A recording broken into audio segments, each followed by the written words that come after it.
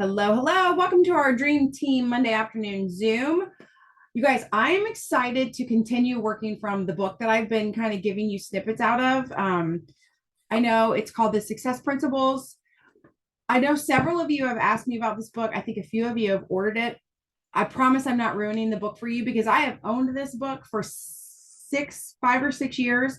I have read through it a few times, but this is the first time I really connected with it. And I think part of it is because I'm starting to look for the things that I want to share.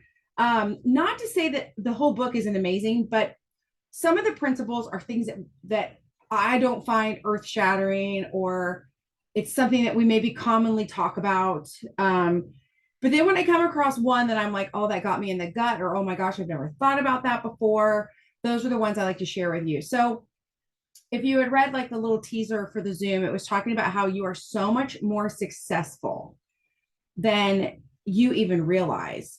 And that is something I struggle with. Like, as much as I'm sure I've done good things, I just always have stuff in front of me that I'm wanting to get to. So I have a habit of not berating myself. Maybe, I don't know. Maybe I don't know what the right word is. But anyway, so this particular one, this is principle number 26, and he calls it acknowledging your positive past.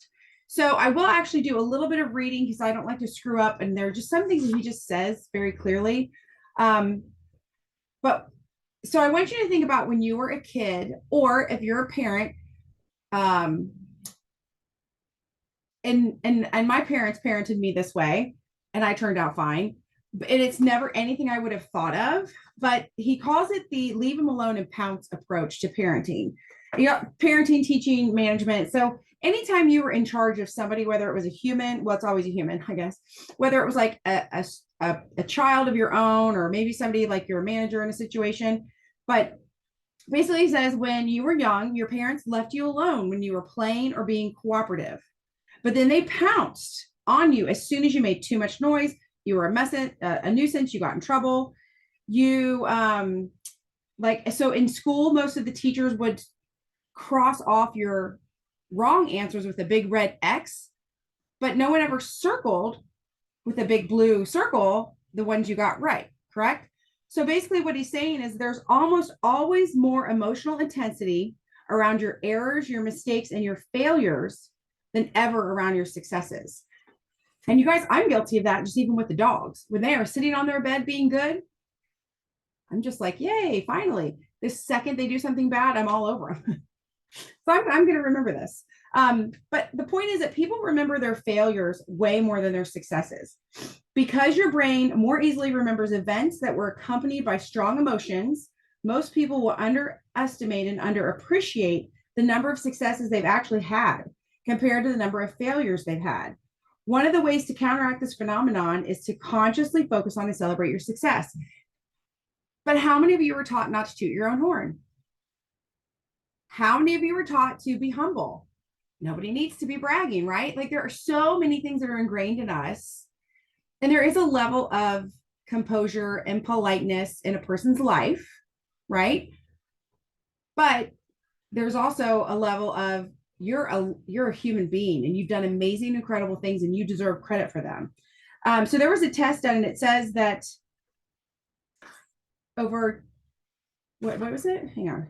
Oh, it says you can easily tell 10 ways that you have messed up over the last 7 days. Right? If you were to think right now over the last week, what are 10 ways I messed up? Just do it real quick in your head. What are 10 mistakes that you know you've made over the last 10 days? I mean, they just come to me. they come pretty freaking easy. Now tell me one thing you did right last week.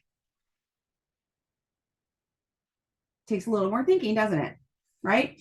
So I'm going to share with you a story because I thought this reminds me so much of me, and not anything that this man did, because this man has lived an incredible, amazing life. But as I was reading this little snippet about him, it dawned on me how much I've really done that I don't ever acknowledge, because it's not the thing I'm thinking of. So the sad truth is that you will have many more victories and failures, but you will forget to celebrate them. All right. So they had a class. So he met this gentleman through a class. This man had an accent. So he asked him, where are you from? And so, oh, here comes Sam. I wanted Sam to There she is. Hi, cutie. All right. So just a real quick, you've only missed like a couple minutes. So we're talking about how people remember their failures more than their successes, because there's always more emotional intensity around errors, mistakes, or failures than around your success.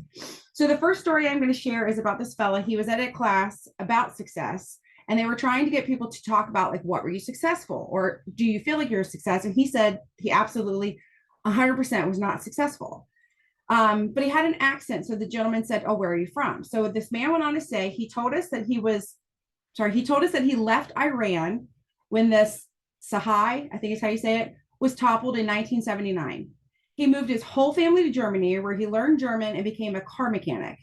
Recently, he had immigrated his entire family to the United States. He learned English and was now in a program learning to be a welder. But this man didn't think he had any success. I know I thought about you, Sandra, with the welder. So the group was like, "What? You've done all these amazing things. You've made it through like the fall of a regime. You've moved your whole family. You've learned multiple languages. You've gotten jobs." And he said, until he owned a home in Beverly Hills and was driving a Cadillac, in his mind, anything else was not a success. So because this man had reached the pinnacle of what he thought, he was not at all willing to celebrate any of the good things he had done. So when you hear that, do you think of things in your life that you've been like, "Holy shit, that was a really big moment that I did make it through," or a really big moment that I did succeed at, but I don't ever really think about that because, again, we were taught not to toot our own horn, right? We were always taught just to be well behaved. And when we weren't being well behaved, we got like berated for it. So basically, he goes on to talk about how when it comes to your self-esteem, if you think of all the times you've had a boost in your self-esteem, if you were given a poker chip, okay? So maybe you're boosting your own self-esteem by reminding yourself of the things you've done properly, or maybe somebody outside. So maybe you had the opposite. Maybe you had the teacher that didn't mark your answers wrong and only circled the ones you got right, right? Maybe there was somebody in your life who really pointed out to you all the things you were doing right while you were learning to get better. And you came into the poker game with a ton of poker chips, right? Every single poker chip is representing your self-confidence. And then maybe you're somebody who grew up like me. And again, my parents, every parent does the best they know how to do. If we were behaving and doing well, like nothing was said. But if you got in trouble, if you got caught talking in class, if you were making too much noise, if you were perhaps painting on the wall, when you were doing things you weren't supposed to, that's when you got the attention. And so all the effort and all the excitement and all the energy was put into your failure. You come into that poker game with maybe a smaller stack of chips, right? So in that poker game, who's going to play all out? Who's going to go balls to the walls because they have all the chips to play with, right? It's going to be the person with the higher self-confidence, the person with the most chips who has the less to lose, right? Because they have that self-confidence backing them into that game for them. So he says the reason it's important to impact or to like start stacking your self-esteem is so that you can start basically stacking those poker chips. Research has shown over and over again, the more you acknowledge your past success, the more confident you become taking on new success or new challenges to take you to that. Even if you fail, when your self-esteem is high, it won't destroy you because you already have such a high self-esteem. So again, this goes back to the whole, I don't know, like I just, all I can remember in my head is don't toot your own horn. I cannot tell you how many times in my life I've heard don't toot your own horn. Okay, so you got an A, great for you, but don't toot your own horn. You don't want Sally to feel bad that she got a C. Okay, you got your first job, you're making a lot of money, you're doing great, that's good, but don't toot your own horn because you don't want Bob down the street to feel bad about the fact that he got fired. Like, do you know what I mean? It was always like worrying about what someone else felt like or how they might be intimidated or affected by my success versus being like, hell yeah, good job on that A, or oh my gosh, you got a great job, right? So there's two different ways to look at that. So when you're looking at your successes, and again, thinking about the guy that left Iran, a lot of times we're only willing to celebrate the ultimate success. So how many of you are not successful in Lavelle because you're not 200K? How many of you have felt that way? Sam, you're an 80K. I know what money 80Ks make, girl. That's success. Where were you monetarily 8 years ago? 100%. I agree. Right. But like an 80K. I mean, I'm a 12K technically because last month I was a 12K. So to me, I don't even know that it's about the rank, but it's about maintaining the rank. Like what happens when you get there?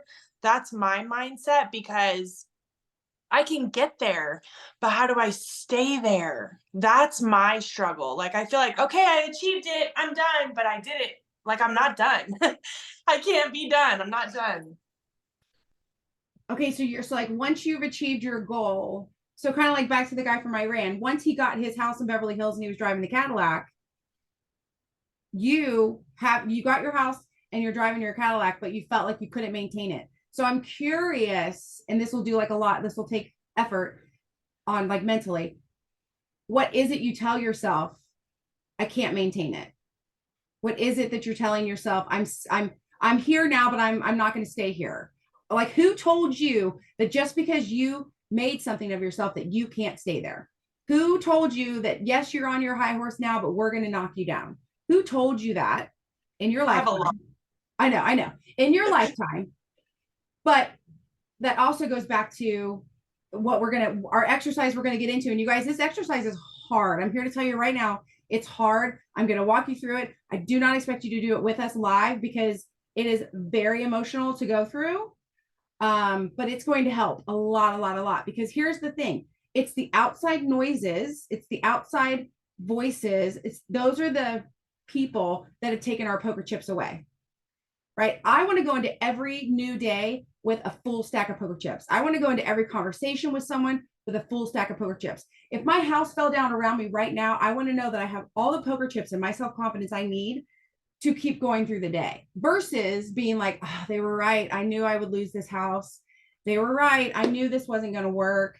They were right. I would not be able to maintain this. I want those poker chips. And so what we have to learn to do, and this is so hard for me, to listen to ourselves, not the voice in our head that repeats what we've heard, because there are voices in your head that repeat what you've heard.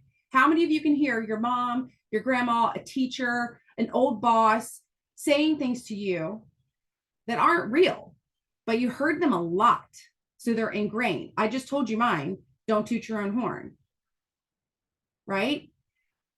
But when I really talk to myself, just me in a quiet room with no one else around, I'm like, damn girl, way to go. Like, hell yeah, good job.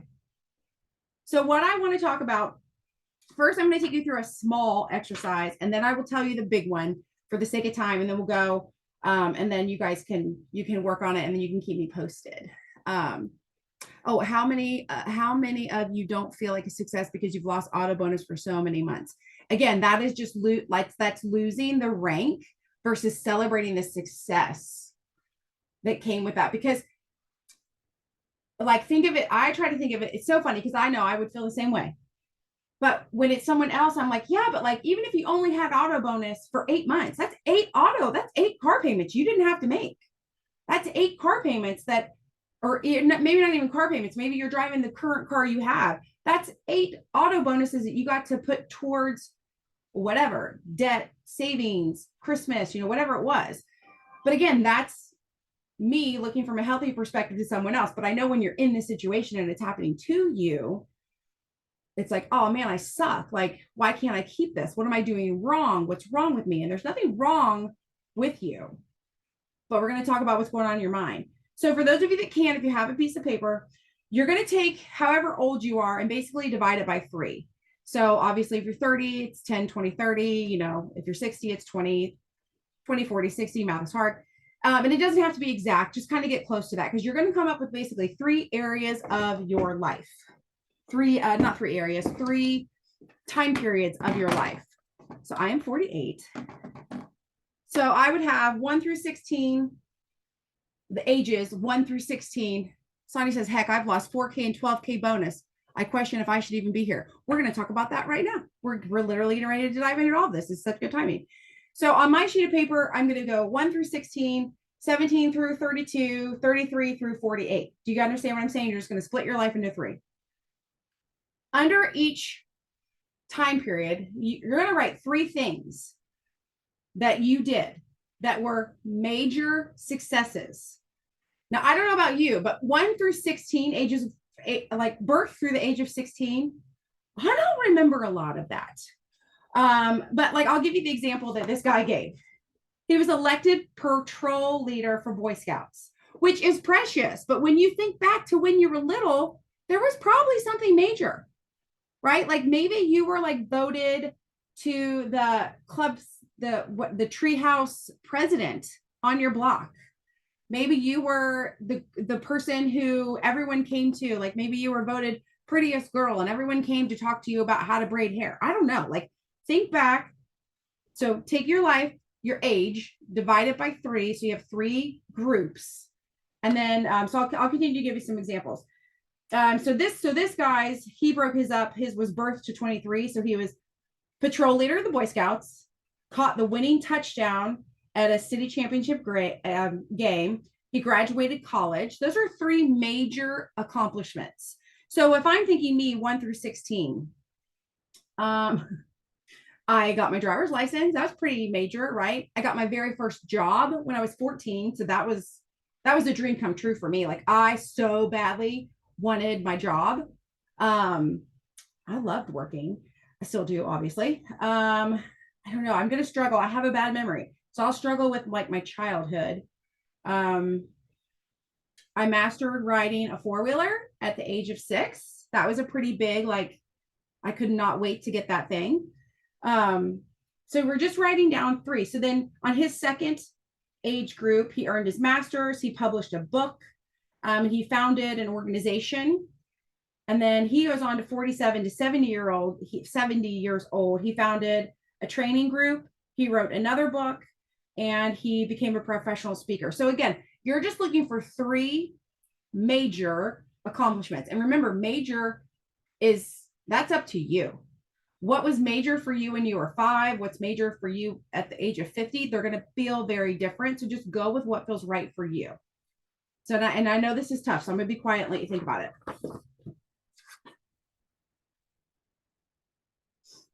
I'll give you 2 whole minutes.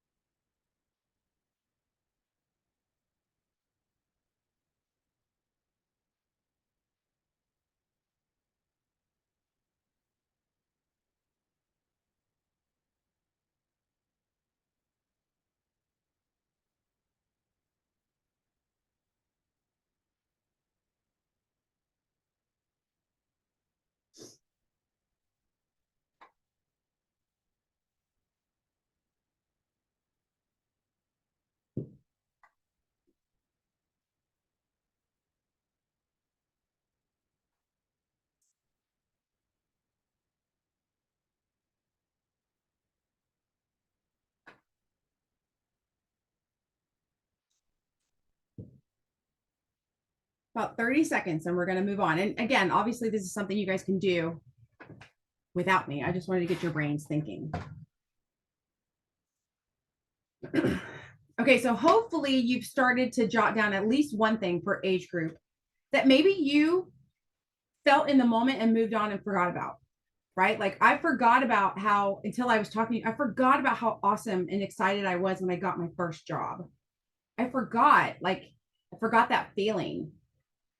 And that's something that's a feeling I want to connect to more often, right? So if you want to really push yourself, and he says this is super hard to do, but a really good practice is to just take a blank sheet of paper and start with 1 through 100 and like force yourself to write down 100 things you've done that you're proud of, like that were successful. They don't have to be major, right? This is you're doing your major list right now.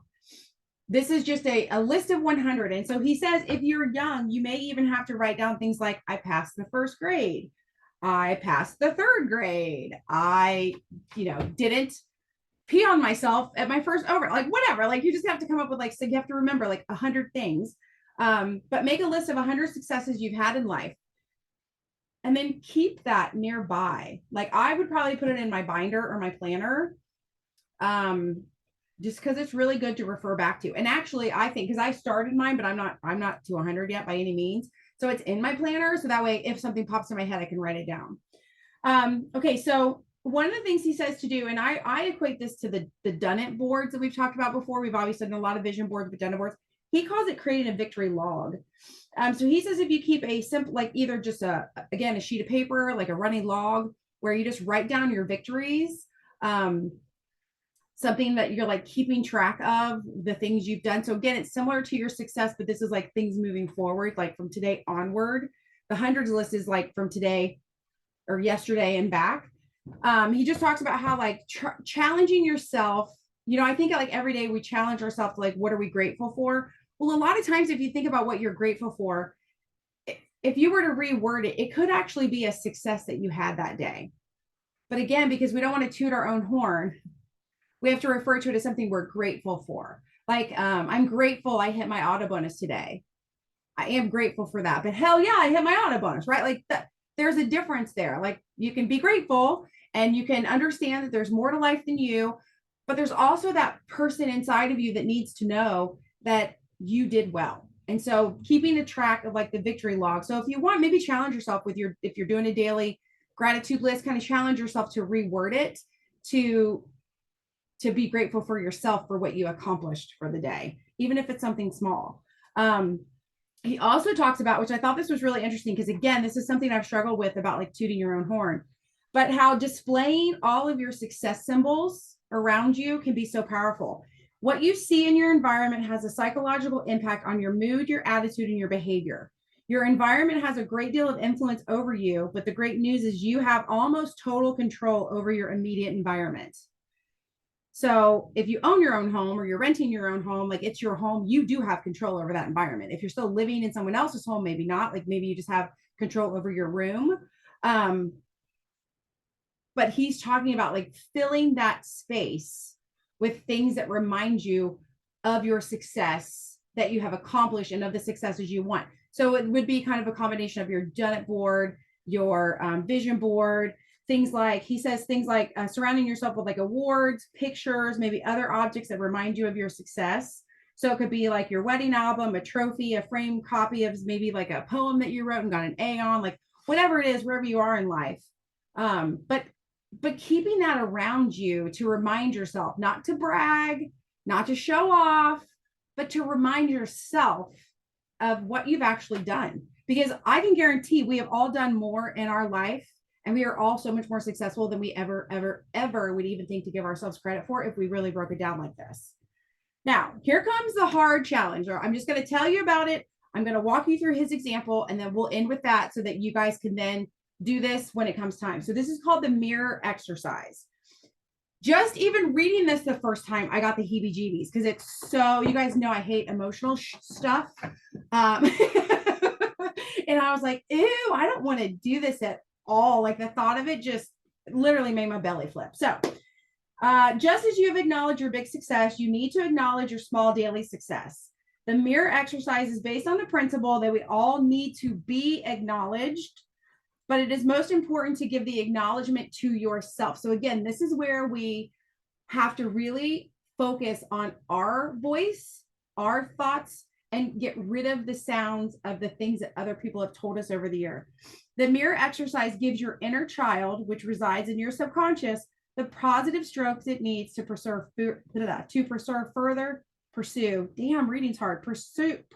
further achievements. So again, this is the moment where we're going to be like, you did great stuff today. Like you really did do great stuff. And so then tomorrow when you wake up, you're going to remember you did great stuff and you could do it again. Like it's just literally building and building and building. So there are some important things here. So before going to bed, you're going to stand in front of a mirror. That's the part right there where I was like, ew, my belly hurts. And you're going to appreciate yourself for all that you have accomplished during the day. You're going to start with a few seconds of just looking directly into your own eyes. Again, gives me the heebie-jeebies. And you're just going to look at yourself, like just see who's looking back at you through that mirror, because it's you. Like this is going to be a conversation with just you, not your past, not your future, not your teacher, not your parents, just you. You're going to address yourself by name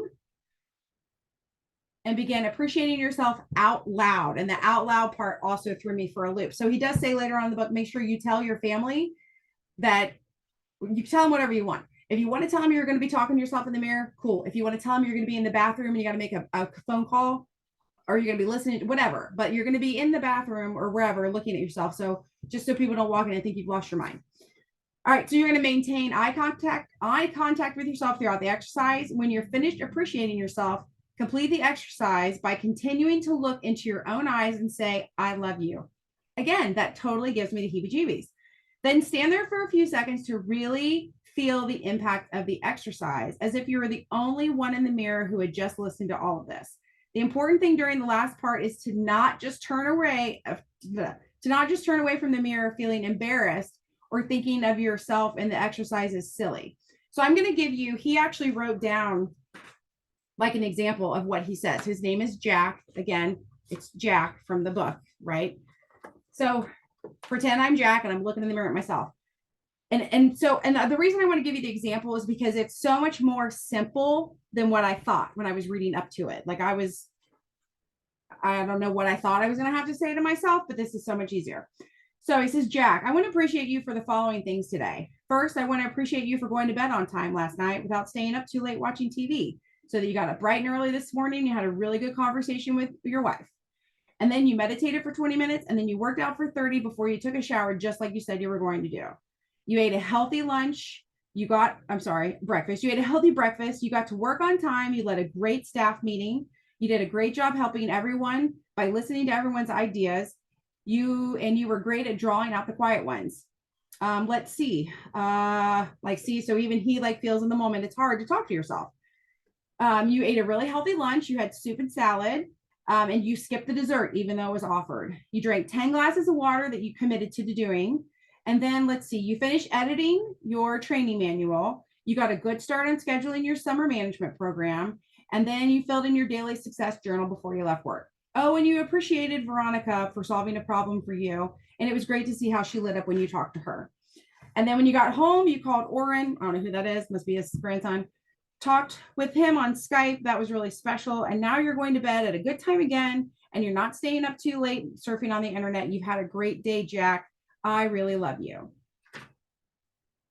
Like, if you thought about everything that you did at the end of the day and appreciated yourself for doing it, like you got all that laundry done you said you were going to, and I think it's important to include that you said you were going to do, because how many times do you beat yourself up because I was going to get a whole gallon of water today and I only got 3/4, right? Like you just instead of being like, you got 3/4 of that gallon in today, good job. But then on the things that you do accomplish, like he says, like you got to bed on time, like you said you were going to do, that reminds your brain that you made a promise and you kept it. And that is how you build self-esteem. You make a promise to yourself and you keep it. How you don't build self-esteem though is bitching yourself out when the promise doesn't get fulfilled. So instead of being like, oh, I went to bed 10 minutes later than I said I was going to, and like you just start spiraling out of control of how you did that wrong, like, you know what? You got to bed really early. You still got to bed close to that time that you said you wanted to do. So it's not celebrating, oh my God, you hit 12K. It's, you know what, Tammy, you did really good today. You got your 10, 6, 3, 2, 1 filled out. You had a dream team Zoom. You talked about something you felt really strongly about. You like whatever the hell the day is going to hold for me today, right? So again, it's reminding myself how much I do actually do on a daily basis that gets me closer to my end goal. So yes, maybe the end goal is 200K. But if I don't appreciate the journey getting there, then what the hell is getting to 200K going to do for me in the end? Right?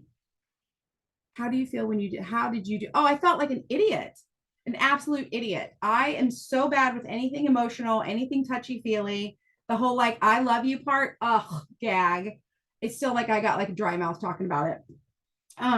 But so just a couple hints here. He says, you might feel silly, embarrassed, or even start crying the first time you go through this. You may just feel generally uncomfortable. That was me, like my skin was crawling. It's because we are not trained to acknowledge ourselves. Take that to heart. We are not taught to celebrate ourselves. We are not taught to acknowledge ourselves.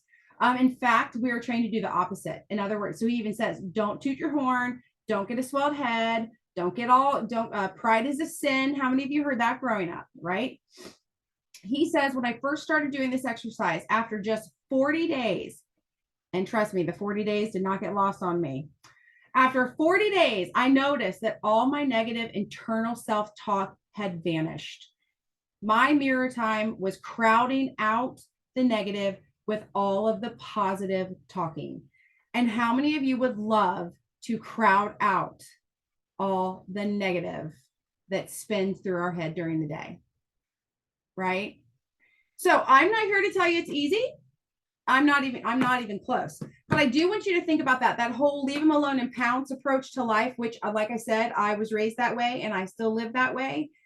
If you are in a position where you are managing humans, you are taking care of children, or you are, I don't know, wherever you might be in your life, if you can start to catch yourself and start to realize that, hey, instead of only pointing out what they're doing wrong, I might start pointing out what they're doing right. It's the same. It's what we're trying to do with ourselves. When I look at that mirror, I'm not going to point out what I screwed up on today. I don't need to point that out. I am well aware of what I messed up on during the day, right? We're all very well aware. What I need to point out is what I've done well. I need to remind myself of what I've done well. There are little challenges like today. Did you want to get out of bed? Maybe not, but you did, right? Did you want to go to work? Maybe not, but you did. Did I want to wash the dog beds? I didn't, but I did. Right? There are things that you don't want to do, but you get them done during the day. Things that, maybe you don't want to go live. Maybe you're not feeling live, but you did it. No one died. That's my favorite thing. You did it and nobody died. See, I got to get my little thing here. Nobody died. So it's just taking that time to acknowledge yourself and literally start filling yourself, your mind, your heart, filling yourself with the good, because it will, there's only so much space in our brain. And the more we fill it with the good shit, the less bad stuff's going to be there. And I am guilty of looking outside of myself for someone to fill me with good things. Like, tell me I did a great job. Tell me I'm awesome. Hi, I hit a rank today. Tell me how great I did, right? Like, we look for that. Like, I got a customer, give me a shout out for the love of Pete, right? Like, we look outside of ourselves. But the fact is, if we are looking outside of ourselves for the good, we're also looking outside of ourselves for the bad. And trust me, it's 110% easier to find the bad, right? Versus the good getting sprinkled in. So if we can turn that around and start looking to just ourselves, I think I really do truly think like your entire life will change. Did I get emotional? No, because I don't really allow myself to get emotional about things. It's going to take me probably a while. Like, that's why I was kind of chuckling, because then when I read like it took him 40 days, I was like, okay, Jesus, I hear you loud and clear. So I will throw this out. One last thing to think about. Lent, the season of Lent is coming. And I know a lot of times for Lent, we give something up. Well, how about to give something up, we start something new? And for 40 days, we do the mirror exercise. And in that process of doing something, we will be giving up all the negative self-talk that's in our head. So I just want you to think about that. I will tell you straight up now, for me, I gotta practice. I gotta practice a little bit. Okay. But yeah, so I think my first mirror exercise was short, awkward, and just weird. But I think by day 40, I think it's going to be better. I mean, that's what I'm hoping for anyway. So I hope this was helpful. You guys, I get it. I've lost rank. There's a reason. I mean, there's a lot of people that lost rank. There's a reason the company threw out these rank advancements, and it didn't have to be the first time you hit it. They know there's a lot of people that lost rank. So they want to encourage us to not give up on ourselves and to chase where we used to be and get back to where we once were. And you have to remember, if, like, let's say you lost 4K, well, when you get back to this 4K, it's going to be a whole different 4K, because you're a whole new person now. You know so much more than you knew the first time you hit 4K, right? You're coming from a place of experience. So, I mean, I get it. Like, I get it. I am it's not a nice place up here some days. Like the things I say to myself are not nice. And I do put myself down for not, I mean, you guys, it's been almost 8 years. I am not 200K. But for whatever reason, I don't want to give up because I don't even know what it means to be 200K for real, but I know what it means to be a part of this team. I know what it means to be on the receiving end of a three-way chat when someone's like, oh my God, I slept so good. Or, oh my gosh, this, this group, like that Vibing and Thriving group you put me in, everyone is so awesome. And not like, I know what that feels like. And that's what I'm here for. So if I spend the next 30 years not reaching 200K, but changing a bunch of people's lives, I'm cool with it. But I'm not cool with giving up on myself. I'm not cool with listening to, and because of the 4 faces still on here, I will say that, and I would have with Sam anyway. When you start saying I don't belong here, or I suck because I can't, I can't. The second you say I can't, that is Satan. That is not Jesus talking to you. He did not put you here and say, all right, you can't do anything. He put you here and literally gave you the entire world.